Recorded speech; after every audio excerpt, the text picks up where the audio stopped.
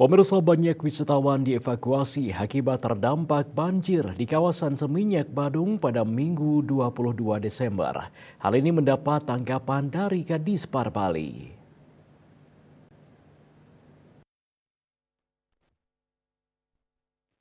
Ia mengatakan hal ini mencerminkan lokasi menginap mereka yang masih terpusat di Bali Selatan.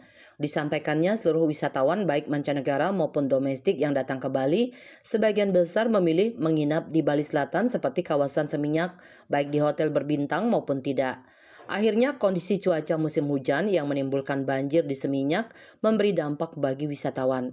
Mereka kesulitan beraktivitas di luar hotel hingga harus menggunakan perahu karet Polda Bali untuk keluar dari area banjir.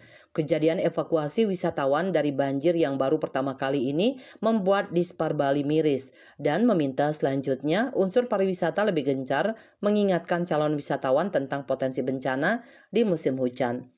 Cok Pemayun meminta terbuka terhadap calon wisatawan termasuk mengedukasi agar mereka ikut mengantisipasi dengan membaca petunjuk BMKG dan menyediakan payung atau jas hujan.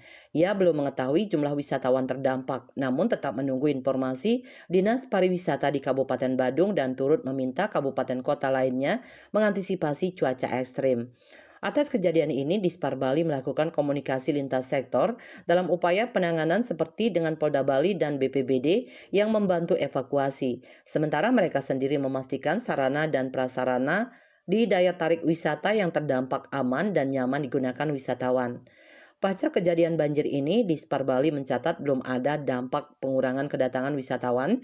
Justru secara rata-rata pada penghujung tahun okupansi hotel sebali mencapai 70% dan sejumlah hotel di Bali Selatan 100% terisi.